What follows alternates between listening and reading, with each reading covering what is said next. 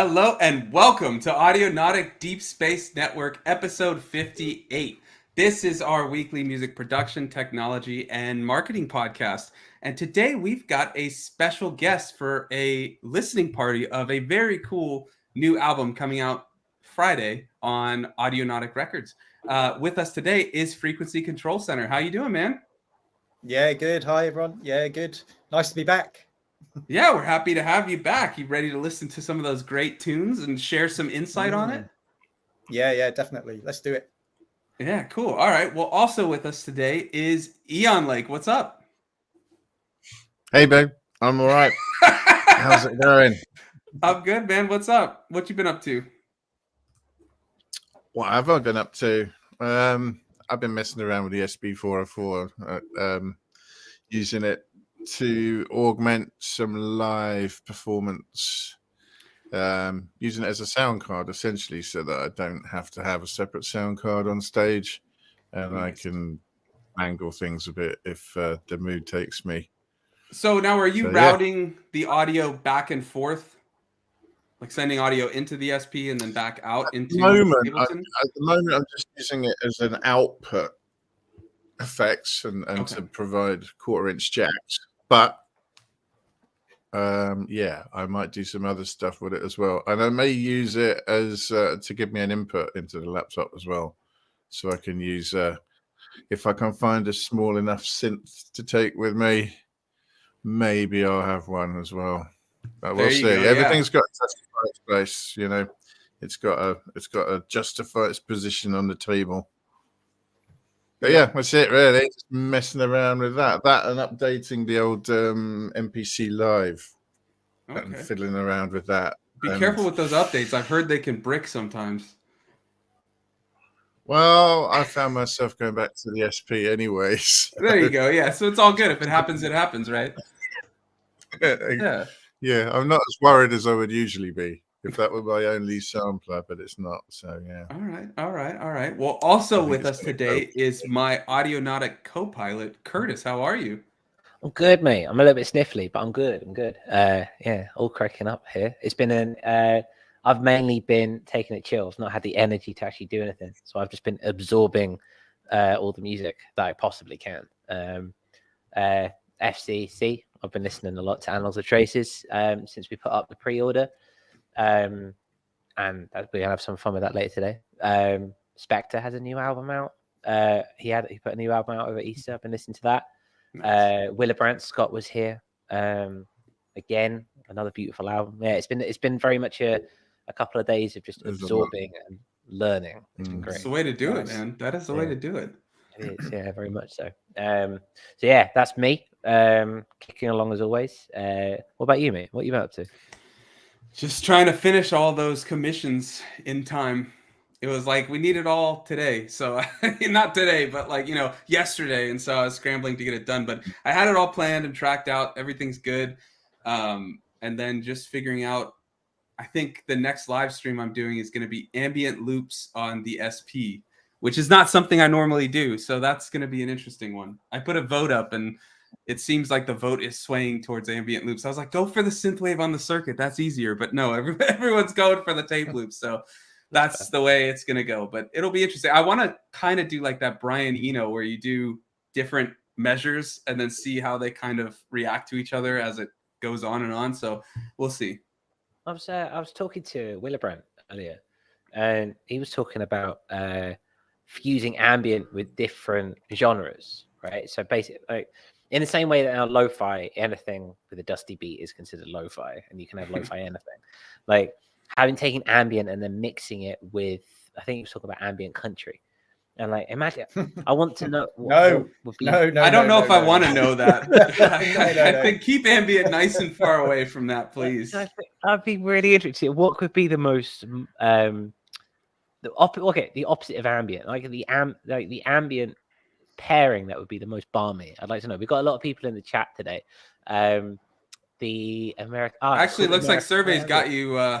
It's called Americana Ambient. That's what I want to know. That's what I want to see. I want to see it. Yeah. There's a lot of people in the chat today.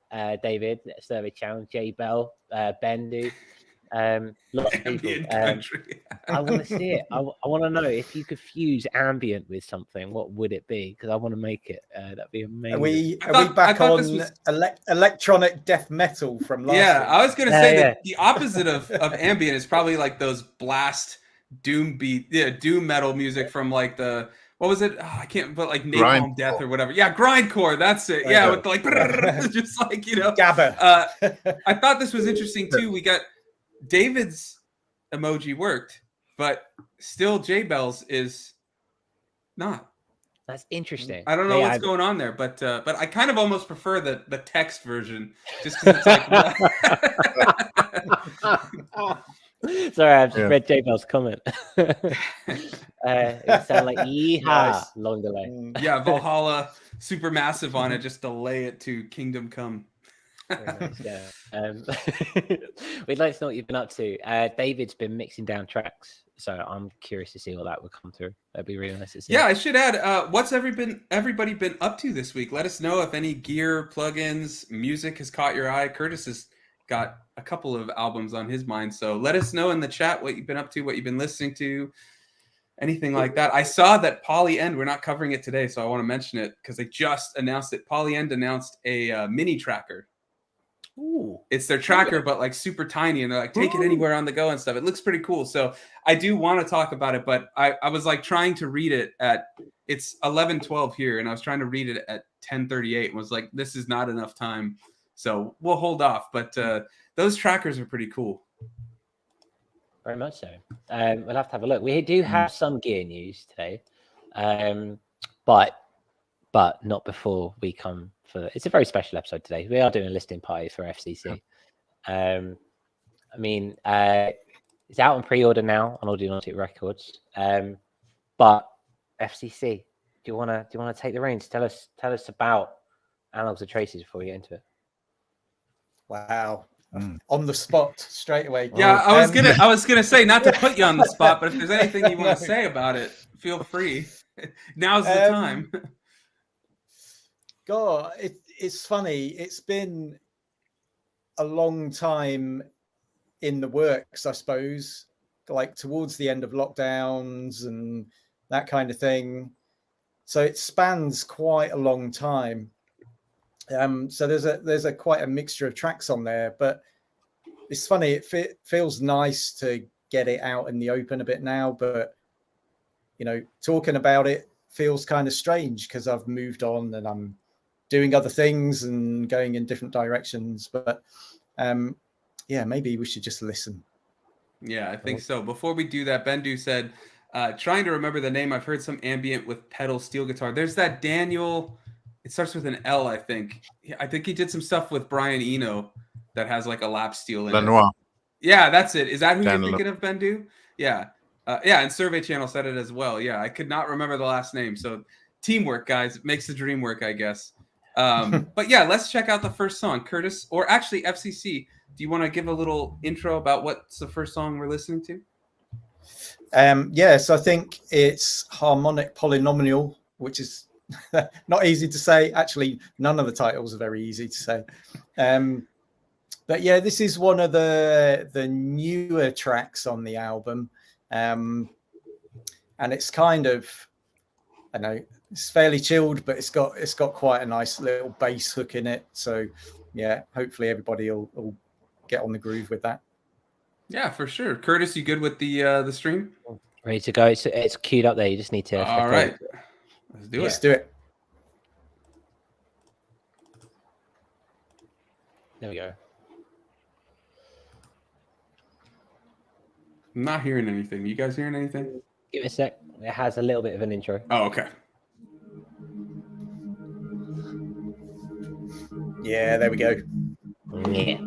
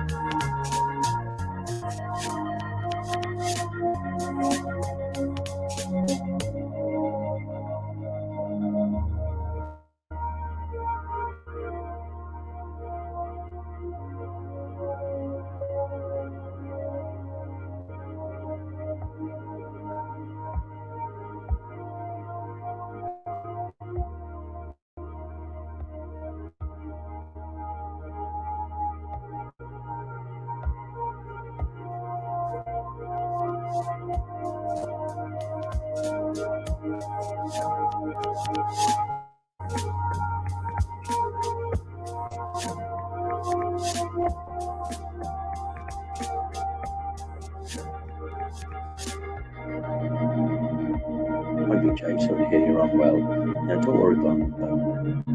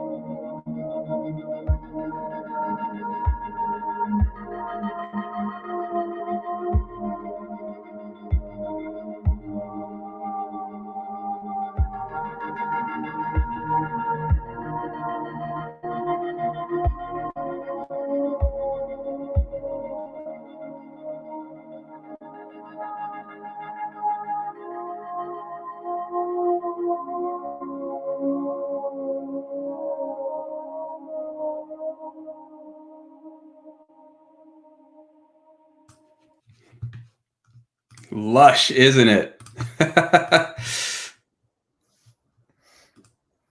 Oh, you were muted there, Ian. Like, looks like you're still muted. Hold on there. No, it's okay. Oh, keeps going. Hold on. There we go. Sorry, I was saying, yeah, I always feel like we should be clapping at the end of those. I know. But yeah, that was a nice languid atmosphere to get involved in there. I have a question to ask, but I've been told I'm only allowed to ask one, so that's obviously going to be a problem for me. No, So- go on. You can have two. I You don't- can do two. All right. So I don't know anything about your musical background. I'm wondering what your process is and how typical that song was. It's one of the newer ones, isn't it? So how did Yeah, that yeah. one come about? Is it typical of how you write music or not? Yeah, it is now. I've kind of my journey's been kind of all over the place, really. So I started off in bands when I lived in Oxford. I was in bands kind of what when the whole Oxford scene was happening. So Radiohead, Supergrass, all of those guys. Massive scene in Oxford. And I used to play bass in a hip hop and drum and bass band called Frogmen in Pursuit. And Okay. and we, it was great, it was brilliant. And then from there, I kind of got into electronic music, but this was way, way back in the days of, I don't know. I mean, I've always been into Macs, and there was an app called Deck. So it was like one of the first kind of DAWs. So you had Cubase and you had Deck for the Mac, and that was it. And that's what kind of got me into electronic music. And started dabbling around with it back then. And it was kind of a mixture of electronic and live stuff. And actually on the back of that, we ended up doing a film soundtrack for a horror film and going to Cannes Film Festival and gate crashing the MTV party on the beach to see De La Soul. There's like a whole time that, it was great. And then after that, I stopped doing that kind of music and got into playing in folk bands. So I was a drummer in a folk band. I still am every now and again. But I only got back into doing proper electronic music about 3 years ago. And so I was really finding my feet again in a whole new world of DAWs and VSTs.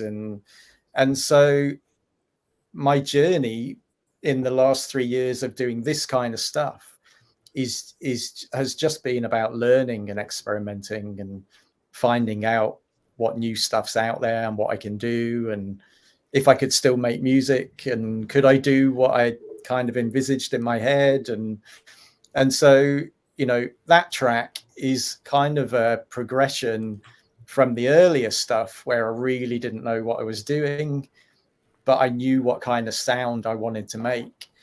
And so now, after 3 years or so, I've kind of got my little methods in place, and I can use the tools that I like to make the sounds that I like. And so it's definitely a track that comes out of a comfortable place now.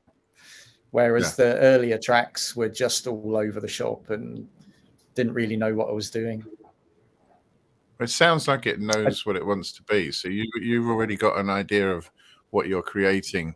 Are you trying to do stuff that's in your head and bring it out, or is it more on the fly as you make sound? You know what you want to do. Yeah, it's definitely organic. It's definitely on the fly. But I kind of know in my head what I need to try and get. But the process is organic, so I might start off with a sound that's not quite right, but it's almost there. And then as I'm playing with the sound, other things will start to happen. Other sounds will kind of come in. But I guess the essence of these tracks, it very much comes from what I've done over the last 20, 30 years. And that's, you know, I like a good bass line. I like a good groove. You know, I like good drums. I like the way they work with the bass. But then I like this kind of, you know, dreamy, kind of tinkly stuff over the top. So yeah, it's an amalgamation of everything, really. Which is what I guess what music is, isn't it? You know, it's what we all do. Well, I certainly enjoyed it. That's it's got a really nice feel, that one. It's kind of floaty. The drums are quite precise, but they don't sound tense or anything. It still has that nice languid vibe, the whole thing. Yeah, I guess a lot of the stuff, a lot of it's like that. I think there's a feel that I go for, and I like music that takes me somewhere. So it has to have that kind of vibe, that kind of, you know, not quite in the here and now, but off somewhere else at some point, you know. I think that's a brilliant description of the next song, Ventral Tegmental. So shall we check it out, gents? Yeah. Cool. Yeah. Now Nice. we're trying to tinker with some stuff. So it looks like Curtis is moving things around. So we want to test the sound difference. We're uploading it directly through StreamYard. So that first episode, that first song had a little sound difference, and we've had that before with some of the other ones. We're still testing out different things with StreamYard, and so we're trying something. So just bear with us when we play it. But if you want to check out the full high quality songs at their highest bit rate and all that stuff, check out the Bandcamp. The link is in the chat up at the top, and we'll put it in the description as well at the end of this. But for now, let's check out this song. I think this works. I think that can be heard. Can it be heard? Yeah, we're hearing it. Where'd it go? Yeah. Oh, there we go. Nice. Let's know about the quality, guys. Let's know.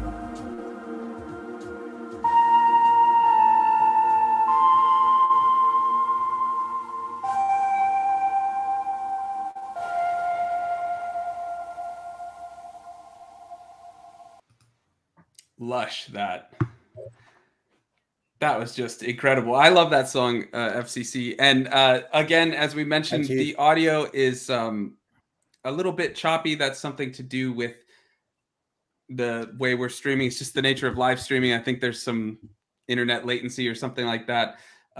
It's just the way it is, unfortunately, at the moment. We're working on it. All the more reason to go and get the album. I was just going to say, we're working on it. Curtis, you're still muted. I can't unmute you. It's saying it's on your end. It's just the nature of the free version of StreamYard that we're using, but it allows for much more flexibility. We are working to get the paid version of StreamYard, and Curtis has a little bit to say about that before I ask FCC a question. Yeah, well, basically, thank you. A lot of people in the chat are our patrons, and thank you. We appreciate that. We are currently saving up, I suppose, for want of a better phrase, like counting all our coppers, so to speak, like with the piggy bank. We want to get the paid version of StreamYard, which when we hit enough money in the Patreon, we will do. It's a year subscription. It's about $250. So we have a benchmark which we want to hit, and it will allow us to do things like stream in better quality in HD, and I think a wider bandwidth for things like audio, which is obviously quite important when you're a music-based live stream capability show. So yeah, these are the things that we're working towards. We're still new, we're still growing. If you do want to see a higher quality show and you want to support us, consider becoming a patron. Pledges start at $2. And at the moment, like I say, our main drive is to get a paid version of the StreamYard. But also, it gives you access to lots of things like your own Discord channel. We have a little community within a community, which is really nice, where we're always talking about tips and tricks.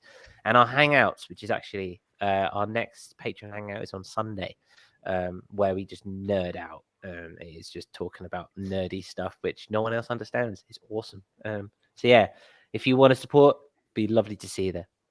Yeah, and special shout out to our Audionaut engineer, McKinleyA. If you want to join, if you want to hang out with us in the Starstream meetup, that's this Sunday at 11 a.m. Pacific, which is the same time this episode started, just on Sunday, not on Wednesday.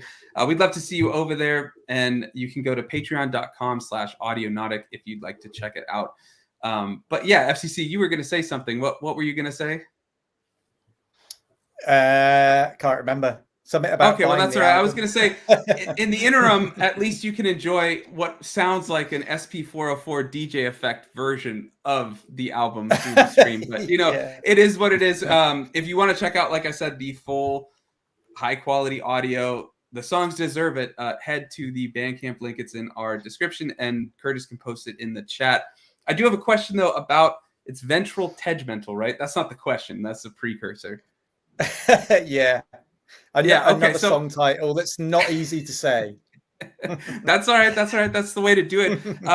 I noticed, and I saw someone in the chat mentioned it too, there's a lot of interweaving melodies that come in and out, and they all kind of play with each other and counterbalance each other and things like that. I'm curious how you structure your songs. Do you start with just like a 8-bar loop and just build a ton of loops and then just kind of structure it around that as you just expand, or do you do something different? No. Yeah, it's pretty much that. I stack it. I stack it a lot, and then separate it out, and then remove quite a lot. It's probably more about the stuff that comes out than it is about stuff that goes in at the beginning. And it's the bits in between that I kind of like. So there might be, the tail end of that melody and the beginning of that melody that kind of work. And so I'll kind of scrap the rest and pull those into one and chop and change it around. But I don't ever go for a structure. It's like there's no traditional song structures in there at all. Even sometimes, you think, 4 bars of that, 4 bars of that, 4 bars of that. And there's none of that. There might be 5 of that, and then 1, and then 2 of another, and then 3. It's just, it's all about how it feels and how it sounds. And and it's that organic process again. It's the, you know, splurge it all out and then see what sounds good and then where those things go. And I spend a lot of time rearranging and then listening and then rearranging and then listening and rearranging and listening, and just to get the right parts interacting with the other parts in the right way.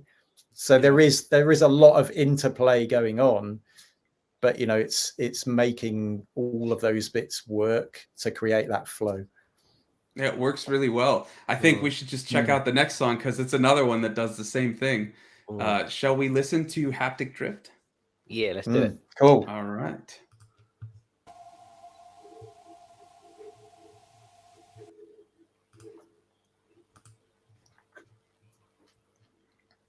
It'll come. It'll come. There we go. Here it comes. There we go.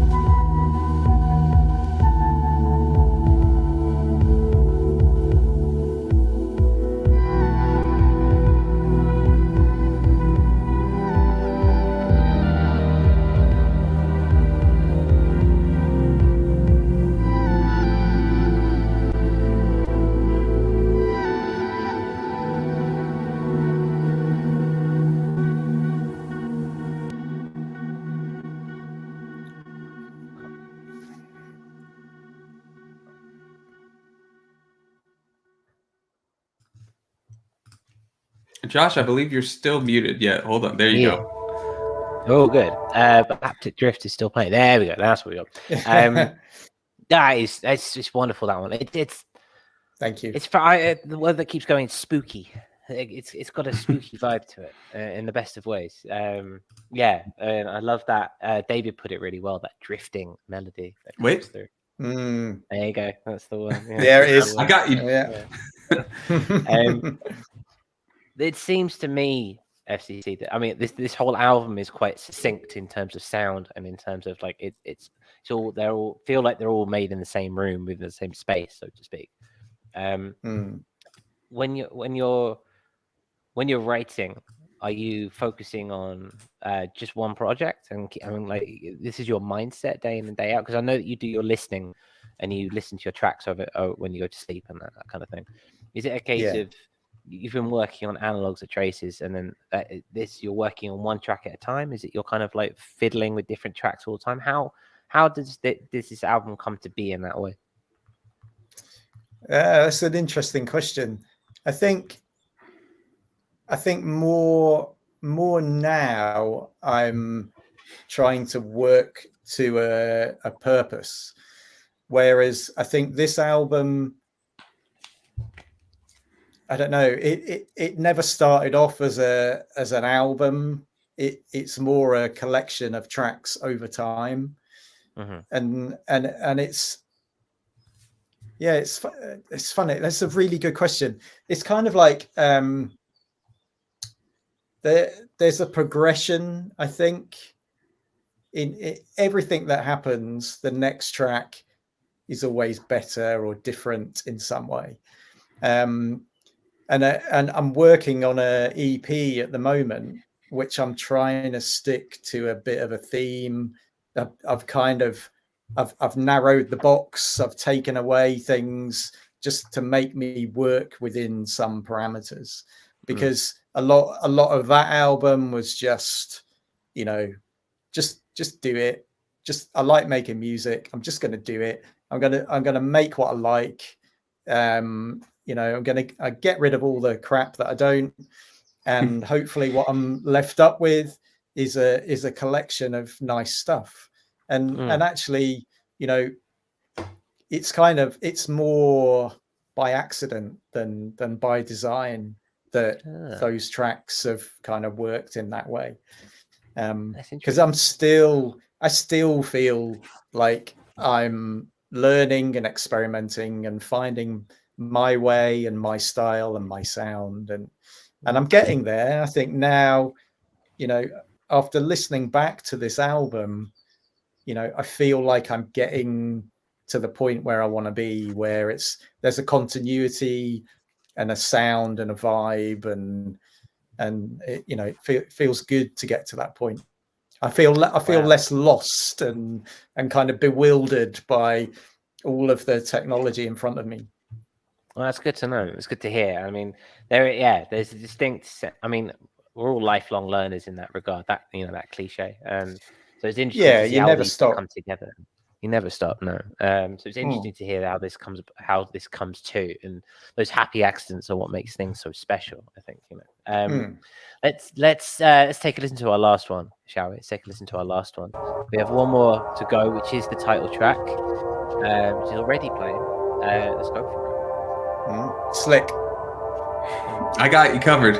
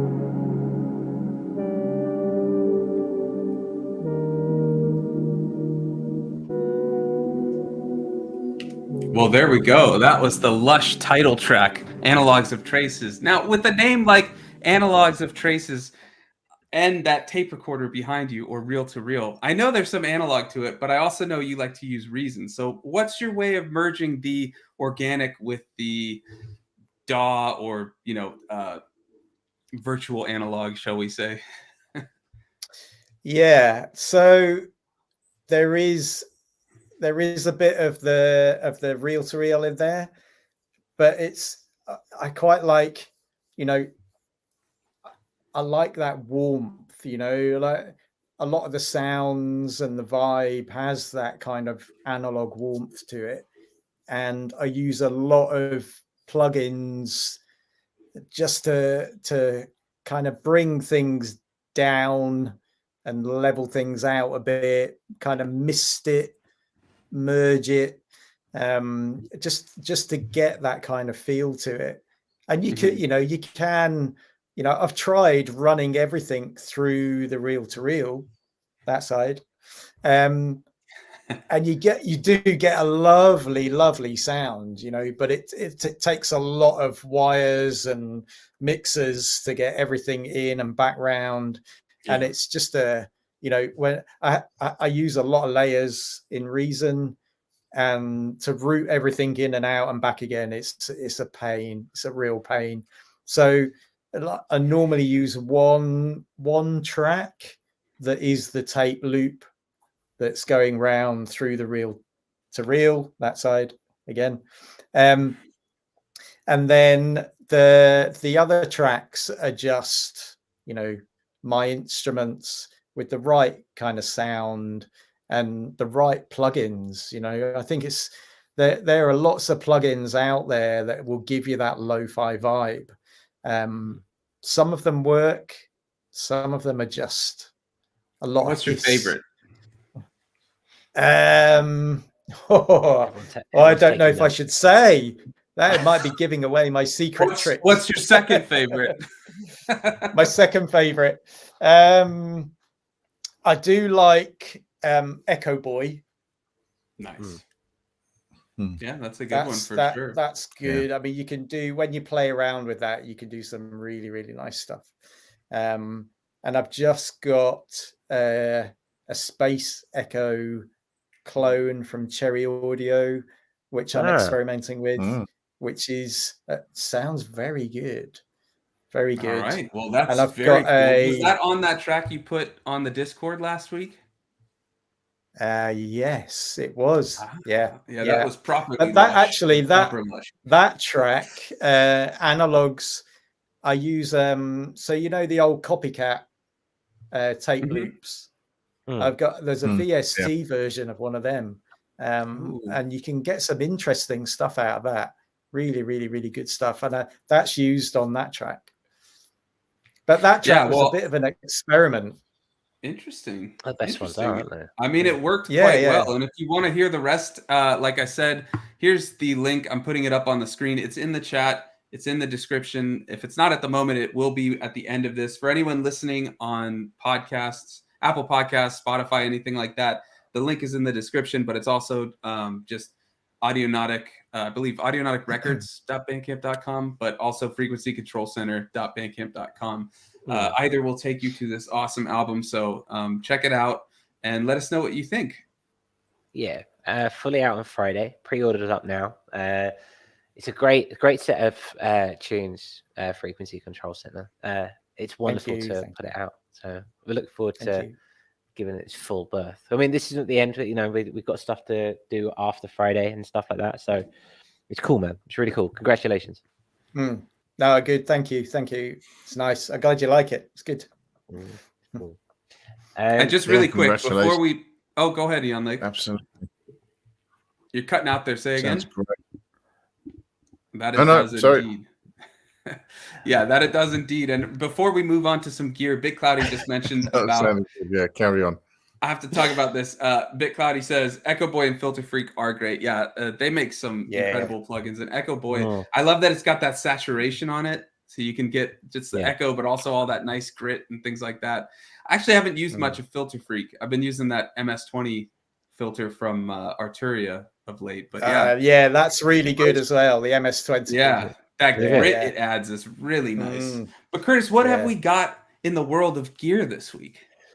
Well, we have one really interesting piece of software and then one slightly controversial hardware. Yeah. So the question is, what do you want to start with? Do you want to start with? Let's ask our controversial hardware? guest. A-frequency, FCC, what do you want to do? who do you wanna start Some with? nice software or some hardware? I know nothing about either, so let's go with the Behringer. Okay. Behringer. Ah, what a wonderful choice! Sir. What a wonderful day to, way to start off this episode. I'm gonna share my screen because I can't wait to talk about this one. And that's a slide. Share screen. Yeah, I'm still getting used to this. Yeah, here we go. This is the news in the Behringer camp.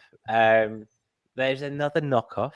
There's another knockoff that they've come out, and it looks like they're just blatantly going for the knockoffs these days without changing much about what's going on. I don't think that's lately. No, fair. To be fair, yeah, maybe I'm being a bit generous with my analytics. I don't know, but they have a 4 LFO Eurorack module, which is a knockoff of the Eon Lake. Help us out with the pronunciation of this one, please. I'm not sure if it's Zayok or Chaos. Okay. Oh. Okay. Zayok. I'm or not Chaos. 100% on it. No, I'm sorry. Let me go back to the screen maybe share. everything Whoa, is there. wrong Yeah. one. There we go. It looks like it is a fairly straight copy, and even enough to get a response out of. Let's call it Chaos because that's easier, or Zayok. So all the pathetic parasites around imitation is the highest form of flattery, which is as much as shots fired as you can kind of get along with, I suppose. But it Shots fired. it does look quite nice. You've got 4 voltage controlled LFOs, a 3 quadrature phase and divide modes, assignable waveform outputs, and assignable reset / tap tempo inputs, which is a wonderful little thing. Yeah, like, are you familiar with the original at all? Yeah, it's actually on my list of potential LFOs. I didn't actually get one yet, but it's on my list of things to go ping on eBay if somebody posts one. What happened to the I'm not buying any gear for a while? I still have these things go ping. So what do you think about its sound and all that? So full disclosure, that particular module, I think, uses an MIT license for the firmware. So it's I think it's kind of like almost open source. Oh, okay. But at the same time, Batumi is their design. So the physical layout of the jacks and everything, and they are pretty similar, I've got to say. Obviously, the Behringer one doesn't look as good, but they're pretty similar. And it looks like they've included the expansion module. I think it's called Potty or something. Yeah. It looks like they've included the whole thing. So I mean, it's perhaps another example of finding something like Mutable Instruments was open source. So obviously that gets cloned a lot. This is some MIT license, I believe, is similar. But I mean, the physical layout. I don't know. I don't know how to feel about this one. A quad LFO is a very standard piece of kit. You want at least 4, because there are never too many. And having David's all the jacks at the bottom. Ring, he says, but to me looks way so more the cable. It does. I mean, there's no getting away from that. But having all the jacks at the bottom so the cables don't get in the way of the knobs again, that's not particularly something you could, trademark. But I don't know. A lot of people are drawing a line between, Behringer reproducing stuff that's no longer available, but is sought after, and reproducing stuff that is still available by the original manufacturer. Do you happen to know the price, Eon Lake, of the original?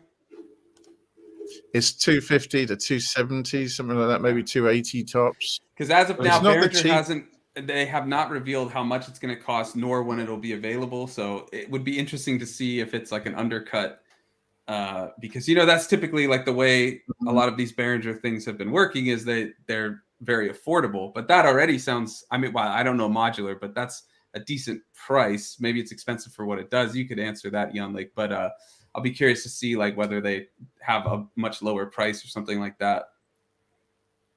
It's not one of the cheapest quad LFOs, but Okay. it's I get the impression it's one of the better manufactured ones. It's certainly pretty feature rich.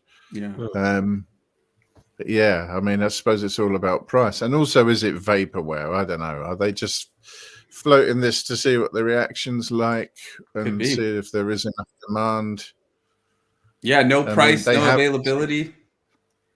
Exactly, yeah. They have been making Eurorack modules, though, so, presumably they're planning on doing something. What about you, FCC? You got any opinions on this? Do you know, anything with that many holes and that many leads just gives me palpitations. I don't know how. You know what? That's for the best, I think. I really don't know how you guys do it. I see these people with these modular synths with leads everywhere and these amazing sounds coming out of it. And I just think that would be so amazing. But I have no idea how or where to start. And I think it's best left to the professionals, like Ian Lake, obviously looking at the back. Yeah. There. Everyone always says how it's just a money sink, so I think it's for the best that you have no interest in that. Curtis, what about you? What do you think? I mean, I didn't know about it being a part of a MIT design, and so that notion is okay. Well, if that's fair, that's fair. That's a firmware. I think so. It's a firmware thing. Well, I get it. Like, you've got, obviously it looks. I've got the Batumi module sitting up on here on my second screen. I can see it, and it looks pretty similar, and it's got a thing, and it's a bit underhanded. Share it real quick so we can just show for comparison's sake. Can see. Let me bring it up on here, and then it's in Toman for 7,000 crowns, which is it's about 300 quid. Okay. And yeah, I mean, I see what he means. It looks very. That looks cool. It looks nice. It looks lush, and there you go. You've got Behringer who have done pretty much the same thing, which is it's underhanded. At the same time, we always say like modular is like is a money pit, but if you're gonna make it cheaper for people who want to get into it and dabble with it, then that's what market capitalism is all about, really. So that's an interesting point. Yeah, no. What do you think, Sam Whopper? I don't want to get into modular. So I just I'm with FCC on this one. Like I know if I go down that hole, I'll get lost in that hole, and I can't at the moment. So I'm just just see no evil, hear no evil. Just let me be. Yeah, I'm with you, FCC, on that one. I like that. What about the ethics, though? Yeah. What about the intellectual property? I mean, I don't know. I'd have to know more about everything because we don't have anything concrete that it is an open source thing. It isn't, stuff like that. I get what Curtis is saying about price drops and that's what we always kind of say about the Behringer synths that come out that are offering a market for cheap analog synths. It's like you would hope the market, because there's a demand for it, you would hope other companies meet that demand so you don't always have to get Behringer or want to get Behringer or something. And it shows that there is a demand for it, which I think is good. I don't really know about modular, so I don't know the copyright stuff of this and things like that. So I don't want to make a statement whether it's good, bad, and indifferent. Does seem a little sketchy on the outset, but I don't know. I think Behringer have done a really good job in bringing us synths that are no longer available. And things like the DeepMind and the SH101 clone and all of those things I think are brilliant. Yeah. But I possibly might be a bit worried that they're starting to tread on people's toes a little bit, which might not do them much good. So I think some of the objections come on the back of was it the Keystep that they kind of released something very similar was that to Swing or something, right? That they made that Yeah, that similar one. Yeah, which I think we start seeing this come out, or this being displayed shortly after that. Maybe that's what people are thinking. Where are you going with all this? But like I say, until it's out, if it comes so out, there's a price. Yeah, if it even comes out. Yeah, it may just be like you said, just to kind of get a gauge of where people sit with it. Chat, let us know what you think about it. But why don't we go for a little bit of a palate cleanse and talk about some good free stuff? Yeah, good free stuff is always good. We love free stuff here. Free stuff is better than cheap stuff. At least when it comes to plugins. This is fresh out of GPU. I say fresh out. I found it this week out of GPU Audio. They have a free impulse response pack as courtesy of their recent competition. So if you go across to their website, which again, if you go across here, you can download it. With their plugins, you can download their packs, and basically you've got 50 convolution reverbs, which is really quite nice. I don't know about you guys using Reason and Logic, but the convolution reverbs in Ableton are a little bit like, okay, or maybe that's just me. I don't know about Eon Lake, but sorry, Eon Lake. Go ahead, Eon Lake. Same. Yeah. Reason has some decent ones.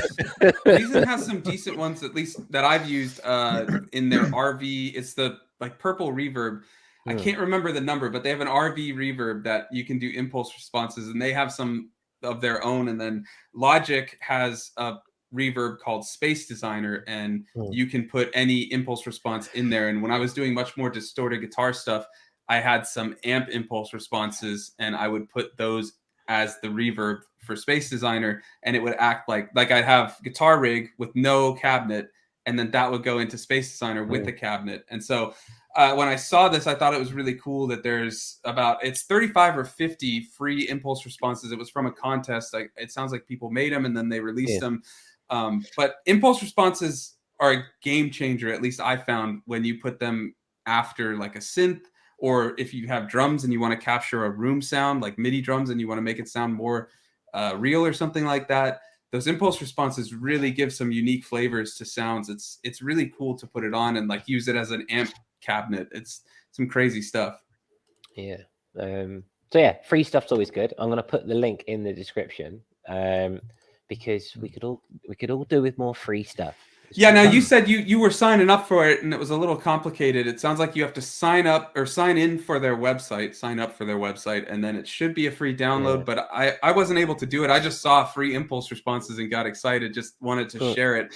But I believe it sounds like it's just the files of these impulse responses, and you can put them in your own reverb plugin. Yeah, that's where it comes from. I think, I am a shaved monkey from space that's been stuck on a Tomb World for the last couple of years, so it's been a bit difficult to kind of work out how to download these things. But it might be easy. It looks a little bit convoluted, but once you get them, and they're there. And so anyone with a finer mind than me, which is, let's face it, most people will probably not struggle so hard.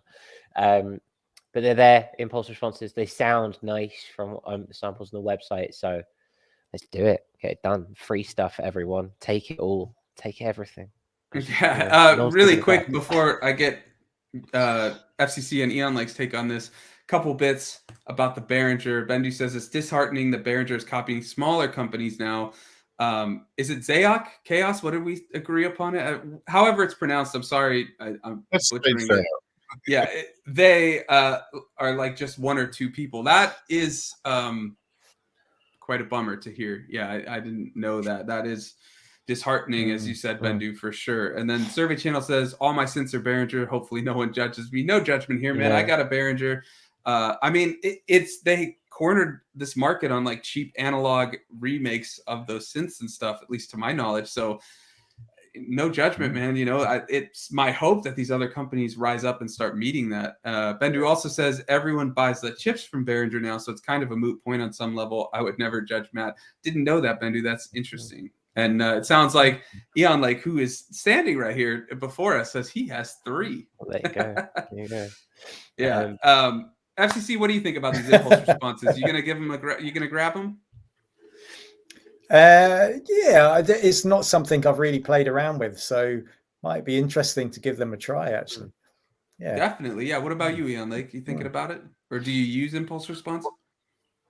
Not much. I mean, convolution reverbs, they excel in sounding realistic Yeah. and creating, real spaces. Not all of which you would actually want to use, but I mean, some of the really expensive ones have things like the Taj Mahal and St. Paul's Cathedral and stuff like that in them.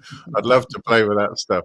I'd be interested, though, to get these and to put them into the Ableton convolution reverb and see what they sound like, because yeah, I mean, if you get a nice sounding room or environment that they've mapped, it could sound really good. But I think they vary as much as the real rooms do themselves. I mean, it's the nature of it. But and also convolution reverbs tend to be quite CPU intensive compared to everything else. But yeah, if I'm going for something that I want to sound quite natural and not something that's deliberately unnatural, then it's good to have these things in your arsenal anyway. And I think, why wouldn't you want to expand? You've got a free plugin in whatever DAW you use. There must be a convolution reverb in it. If not, I think there's a free one that you can get. Why wouldn't you put some more responses in it? Yeah. Make it more range. Can never have too many different ways of doing it, can you? Never have too many rooms. So yeah, that is the news that we got for this week. Let us know if we've missed anything. We had a bit of a shorter news segment because of the listening party. A lightning listening party. The lightning listening party. Let us know if there's anything we missed. Because there's always interesting stuff out there. So let us know what you've been reading, what's been going on your plate. Let's move on to the marketing minute. Someone has been quite excited for this one this week. I wouldn't say quite excited. I just thought it was a cool little addition and hopefully a sign of maybe some more control when it comes to your Spotify songs and things like that. It's just a quick thing. So I have a new song coming out next week. And when I was submitting it to Spotify, it was a buzzer beat. It was like the last minute, because you get a week, I think, that you have to submit it before a week. Yeah. I'm going to just share my screen really quick. There it is. So here we go. So when I was pitching it, I saw this little thing right above that little question mark, pin this song to the This Is Sunwarper playlist. And I was like, oh, that's interesting. So it's a new feature when you're submitting. You're always, of course, guaranteed to get on your followers release radar. But now if you have a This Is Artist playlist, which is an editorial playlist through Spotify, but it's just of your music and it's like your top songs, I think the metric for it is to have 50 songs on Spotify, I believe. Or that's at least like the first metric that must be hit. I'm not really sure. They've never, to my knowledge, released like what the metric is. But anyways, if you have it, you can pin that song to the top of it. So instead of like your top performing song being on the top, it'll be this song you're pushing. So kind of a cool way just to have a little more control. And just so I can show you, let me share one more picture. Here it is. So here it just says, once you've got it and you're submitting, it says, don't forget, followers get the song on the release radar playlist when you pitch at least a week before release. And then we'll pin the song to the This Is Artist playlist for 28 days. It may take up to 72 hours after your song goes live to be pinned. So, I mean, I know those This Is playlists are kind of weird and stuff. I don't know how many people actually listen to it, but Spotify does recommend those on their homepage to people of like similar artists and things like that. So it's just another way to potentially reach other people and get new ears on it. But I like the fact that now, like I always recommend to people that they make a playlist that's like your discography. And instead of sending people your newest song, you send them to that playlist, because free Spotify accounts can't listen to a single song. If you send them to a single song, it shuffles your artist music and typically will shuffle your like top song and go from there. But this way, if you have that playlist, you're controlling it. But now with this is playlist, you're still kind of controlling that. So anyone finding you from that way, they're seeing it that way. So it's just an interesting little bit. I'm hoping it means a little bit more control over how you present yourself to people who find you on Spotify. There you go. It's a nice little thing. It's a small thing, quite a very useful thing, you know. Yeah. If you're trying to push your latest release and stuff, which, you know, that's what Spotify is the best for. that seems like a wonderful way of doing it. And you say what? It's 50 tracks to get the playlist in its own right. That's what it seems like. That's like the at least one metric for it. And there may be others, monthly listeners or something like that, but it definitely seems like it's 50 because every This Is playlist seems to always have 50. Now maybe there's some smaller ones from like really big artists that got big and haven't released that much. I don't know, but that seems to be like the metric for it. Well, there we go. Yeah. We'll be utilizing that. I think we tried playing around with making our own This Is whatever a playlist. They don't work in quite the same fashion, but it's nice to see either way. No, that's what I was recommending. So even if you don't have a This Is playlist, I would definitely recommend making a playlist. If you like Spotify, use Spotify, or are getting listens on Spotify, I would recommend you make a playlist. It doesn't have to be called This Is. Mine is like Sunwarper Complete. And then I have like ambient blissscapes or soundscapes and dusty beats or something. Like it's not This Is, but you can curate how you want the music to be heard by someone listening, and then you put your best foot forward or whatever you're trying to push and stuff. But it's also just this way, when someone who has a free account listens, they don't get the shuffle. They get it curated in the way you want them to hear it. So I think that's very important. Yeah. Any thoughts, FCC? Yeah, I think it's a good option. I'm surprised it's not been there already because, surely what you want as an artist is your tracks forward of everything else. Definitely. But yeah, I mean, it's it's a good option. I mean, for people that are really using Spotify, that have got the tracks and the playlists and everything, then yeah, hopefully it's a good way to get their stuff at the forefront. Yeah, Ian, like I know Spotify is your favorite thing in the world. What do you think about it? I love it. Yeah. I often find myself wondering, I mean, irrespective of the value of the new feature that gets added, that if you use the new feature, that you will be favored by the almighty algorithm That's by being very an early true. adopter. Yeah. That's very true. It's not something you're particularly interested in. Using it might actually get you a little bit more exposure than you would have had otherwise, because you're being a good boy and you're playing the game. It's a good point. And we talk about that like And with YouTube Shorts. Yeah. Yeah. Yeah. What were you saying, Ian? Like, sorry. Feed the algorithm.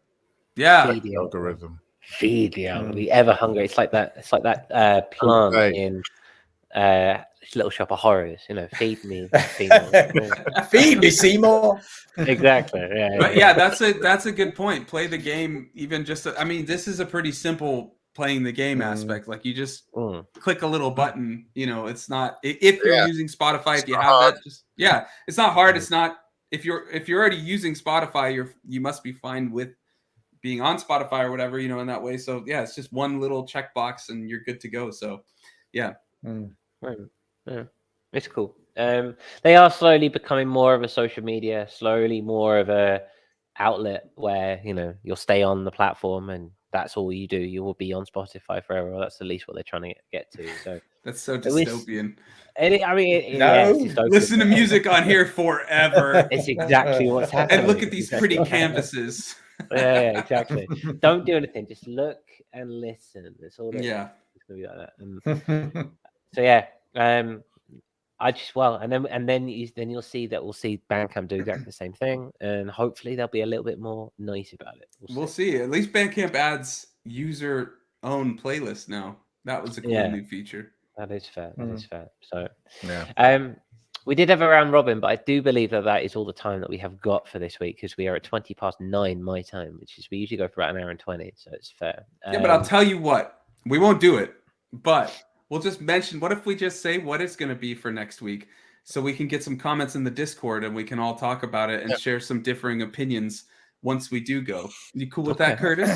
Yeah, I think that's okay, cool. So you made the round robin, so why don't you share it?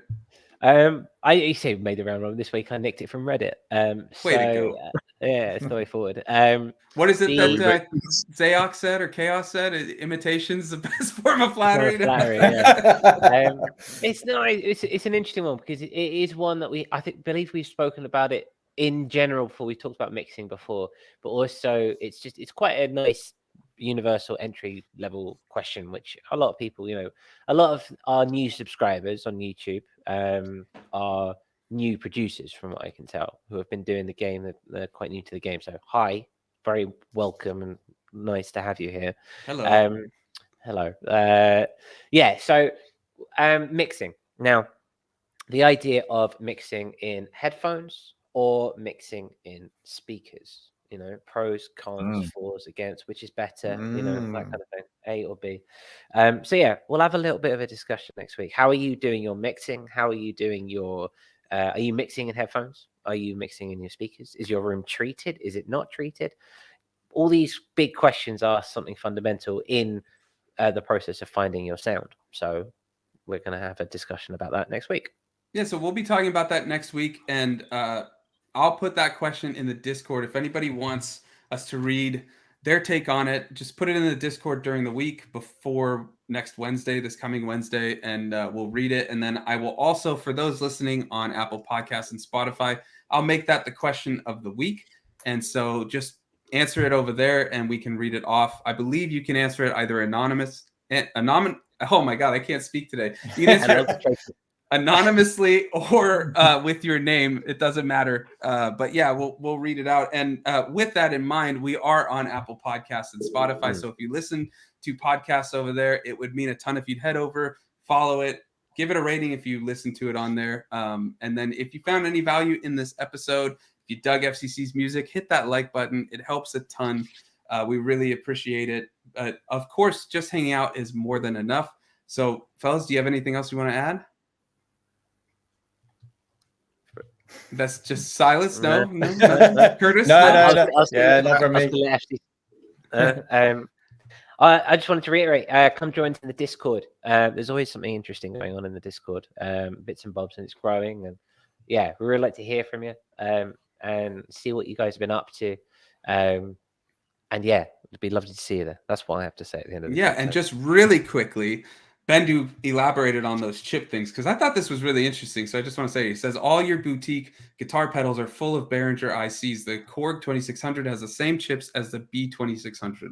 The illusion of choice. The illusion of choice. Ooh, it's like it's crazy. You walk into a pub and you buy either Heineken or Amstel or Foster's, and they're all owned by Heineken.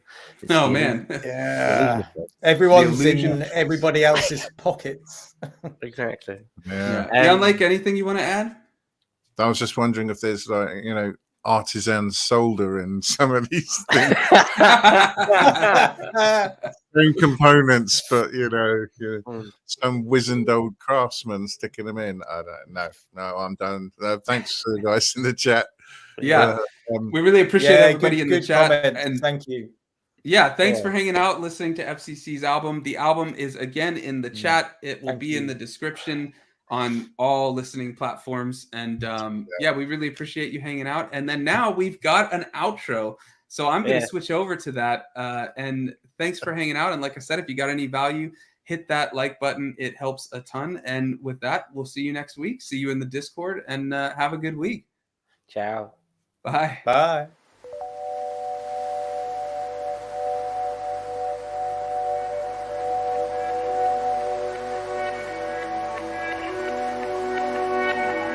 Yeah.